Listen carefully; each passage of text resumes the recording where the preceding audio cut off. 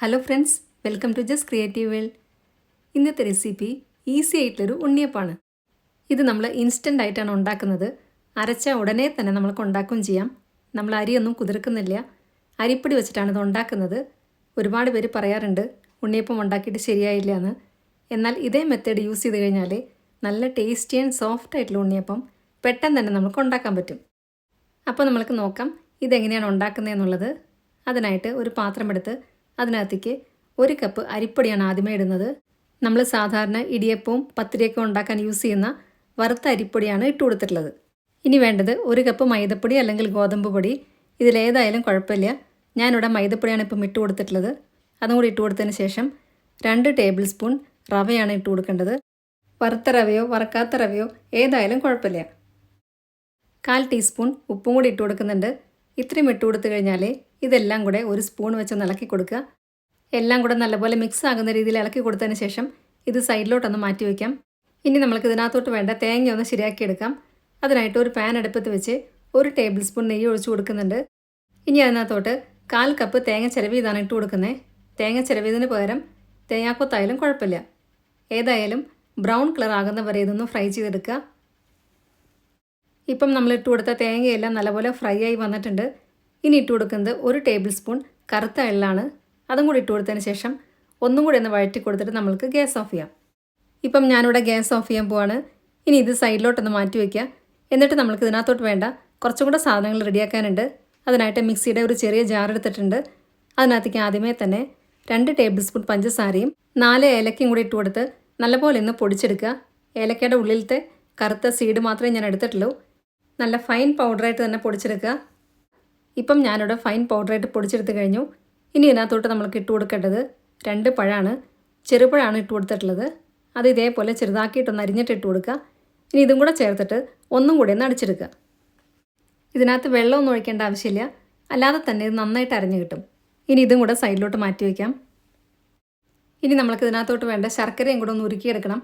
അതിനായിട്ട് ഒരു പാത്രം വെച്ച് അതിനകത്തേക്ക് 1/2 കിലോ ശർക്കരയും 1/4 കപ്പ് വെള്ളവും കൂടെ ഒഴിച്ചു കൊടുക്കുന്നുണ്ട്. ഇനി ഇത് നല്ലപോലെ ഒന്ന് അലിയിച്ചെടുക്കുക. പെട്ടെന്ന് തന്നെ അലിഞ്ഞു കിട്ടാൻ വേണ്ടിയിട്ട് വെള്ളം ഒഴിച്ചു കൊടുത്തതിന് ശേഷം ഇതേപോലെ ഫോർക്ക് വെച്ചൊന്ന് കുത്തി കൊടുക്കുന്നുണ്ട്.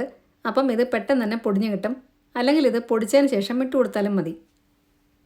ഇപ്പം ഇത് നല്ലപോലെ അലിയാൻ തുടങ്ങിയിട്ടുണ്ട്. കുറച്ച് നേരം കൂടി ഇതൊന്ന് ഇളക്കി കൊടുക്കുക.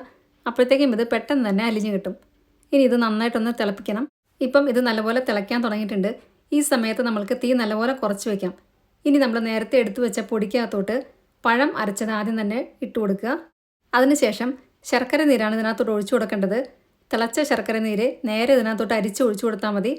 ഒഴിച്ചു കൊടുത്ത ഉടനെ തന്നെ ഇളക്കും കൂടെ വേണം, അല്ലെങ്കിൽ കട്ട പിടിക്കാൻ ചാൻസ് ഉണ്ട്. ഇപ്പം ശർക്കര നീരെല്ലാം ഒഴിച്ചു കൊടുത്തിട്ടുണ്ട്.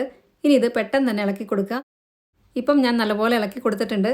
ഇനി നമ്മൾ നേരത്തെ വറുത്ത് മാറ്റി വെച്ച തേങ്ങയും എള്ളും കൂടിയാണ് ഇട്ട് കൊടുക്കുന്നത്. അതും കൂടി ഇട്ട് കൊടുത്ത് ഒന്നും കൂടി ഒന്ന് ഇളക്കി കൊടുക്കുക. ഈ ഒരു അളവ് പൊടിയിലേക്ക് ഇത്രയും ശർക്കര നീര് ഒഴിച്ചു കൊടുത്തു കഴിഞ്ഞാൽ പാകത്തിന് മധുരമായിരിക്കും ഉണ്ടാവുക. കൂടുതൽ മധുരം വേണമെന്നുള്ളവരാണെങ്കിൽ കുറച്ചും കൂടെ ശർക്കര നീര് എടുക്കാം. ഇനി നമ്മളുടെ മാവ് ഒരുപാട് കട്ടിയായിട്ടാണ് ഇരിക്കുന്നതെങ്കിൽ കുറച്ച് ചൂടുവെള്ളം ഒഴിച്ചു കൊടുക്കുക. തണുത്ത വെള്ളം ഒഴിച്ചു കൊടുക്കരുത്. അതും കൂടെ ഒഴിച്ചു കൊടുത്തതിന് ശേഷം ഒന്നും കൂടി ഒന്ന് ഇളക്കി കൊടുക്കുക. ഏതാണ്ട് ദോശമാവിൻ്റെയൊക്കെ പരുവത്തിൽ വേണം നമുക്ക് കിട്ടാനായിട്ട്. ഒരുപാട് ലൂസുമായി പോകരുത്, എന്നാൽ ഒരുപാട് കട്ടിയും ആവരുത്. ഇപ്പം വെള്ളമൊക്കെ കറക്റ്റ് പാകമായിട്ടുണ്ട്. ഇനി നമ്മൾക്ക് ഇതിനകത്തോട്ട് ഒരു കാര്യം കൂടെ ചേർത്ത് കൊടുക്കാനുണ്ട്. നമ്മളിത് ഇൻസ്റ്റൻ്റ് ആയിട്ടാണ് ഉണ്ടാക്കുന്നത്. അതുകൊണ്ട് 1/4 ടീസ്പൂൺ ബേക്കിംഗ് സോഡ കൂടി ഇട്ട് കൊടുക്കുന്നുണ്ട്. അതും കൂടി ഇട്ട് കൊടുത്തതിന് ശേഷം ഒന്നും കൂടെ നന്നായിട്ടൊന്ന് ഇളക്കി കൊടുക്കുക. എന്നിട്ട് നമുക്ക് പെട്ടെന്ന് തന്നെ ഉണ്ണിയപ്പം ഉണ്ടാക്കാനായിട്ട് സ്റ്റാർട്ട് ചെയ്യാം. ബേക്കിംഗ് സോഡയൊക്കെ എല്ലാ ഭാഗത്തേക്കും നല്ലപോലെ ആയിട്ടുണ്ട്. നല്ലപോലെ ഇളക്കി കൊടുത്തിട്ടുണ്ട്. ഇനി ഉണ്ണിയപ്പം ഉണ്ടാക്കാനായിട്ട് ഉണ്ണിയപ്പ ചട്ടി അടുപ്പത്ത് വെച്ച് വെളിച്ചെണ്ണ ഒഴിച്ചു കൊടുക്കുക. അത് നന്നായി ചൂടായിട്ട് വരുമ്പം നമ്മൾ കലക്കി വെച്ച മാവ് കുറേശ്ശെയായിട്ട് ഒഴിച്ചു കൊടുക്കാം. ഉണ്ണിയപ്പം ഒഴിച്ചു കൊടുക്കുമ്പം എപ്പോഴും നമ്മൾ സൈഡിലോട്ട് വേണം ആദ്യം ഒഴിച്ചു കൊടുക്കാനായിട്ട്. നടുവിൽ എപ്പോഴും തീ കൂടുതലായിരിക്കും. അതുകൊണ്ട് സൈഡെല്ലാം ഒഴിച്ചു കഴിഞ്ഞതിന് ശേഷം വേണം നമ്മൾ നടുവിൽ ഒഴിക്കാനായിട്ട്. ഇതേപോലെ ഉണ്ടാക്കുന്ന ഉണ്ണിയപ്പം നല്ല സോഫ്റ്റ് ആയിരിക്കും. ഇത് കുറച്ച് ദിവസം ഇരുന്നാലും കേടുവരത്തില്ല. അപ്പം നമ്മളുടെ ഒരു ട്രിപ്പ് ഒഴിച്ചു കഴിഞ്ഞു. ഇനി ഇത് ഒരു സൈഡ് ആയി കഴിയുമ്പം ഇതേപോലെ ഒന്ന് മറിച്ചിട്ട് കൊടുക്കുക. എല്ലാം ഇതേപോലെ തന്നെ ചെയ്തെടുക്കുക. വളരെ പെട്ടെന്നാണ് നമ്മളിത് ഉണ്ടാക്കിയെടുത്തത്. ശർക്കര ഉരുക്കേണ്ട ഒരു സമയം മാത്രമേ ഉള്ളൂ. അത് കഴിഞ്ഞാൽ ബാക്കിയുള്ളതൊക്കെ നമുക്ക് പെട്ടെന്ന് തന്നെ റെഡിയാക്കിയെടുക്കാം. എല്ലാ ഉണ്ണിയപ്പവും ഇതേപോലെ മറിച്ചിട്ട് കൊടുത്തിട്ടുണ്ട്. മറ്റേ സൈഡും കൂടെ പെട്ടെന്ന് തന്നെ നമുക്ക് ആയി കിട്ടും. ഇപ്പം 2 സൈഡും ആയി കഴിഞ്ഞു. ഇനി ഉണ്ണിയപ്പം എല്ലാം നമ്മൾ എണ്ണയിൽ നിന്ന് മാറ്റാൻ പോവാണ്. ഇതേപോലെ തന്നെ എല്ലാം ചെയ്തെടുക്കുക. അപ്പം എല്ലാവർക്കും ഇന്നത്തെ വീഡിയോ ഇഷ്ടമായി എന്ന് വിചാരിക്കുന്നു. വീഡിയോ ഇഷ്ടമായിട്ടുണ്ടെങ്കിൽ നിങ്ങളുടെ ഫ്രണ്ട്സിനും റിലേറ്റീവ്സിനൊക്കെ ഷെയർ ചെയ്യാൻ മറക്കരുത്. സബ്സ്ക്രൈബ് കൂടെ ചെയ്യുക. അതിൻ്റെ സൈഡിലുള്ള ബെല്ലൈക്കണിൽ ഓൾ എന്നുള്ള ഓപ്ഷൻ കൂടെ ക്ലിക്ക് ചെയ്യുക. അപ്പം നെക്സ്റ്റ് ടൈം ഞാൻ വീഡിയോ ഇടുമ്പോൾ പെട്ടെന്ന് തന്നെ നിങ്ങൾക്ക് നോട്ടിഫിക്കേഷൻ വരുന്നതായിരിക്കും. ഇതുണ്ടാക്കി നോക്കിയതിന് ശേഷം നിങ്ങളുടെ ഫീഡ്ബാക്സ് എല്ലാം കമൻസിലൂടെ അറിയിക്കാൻ മറക്കരുത്. നല്ലൊരു വീഡിയോ ആയിട്ട് വീണ്ടും കാണാം. താങ്ക്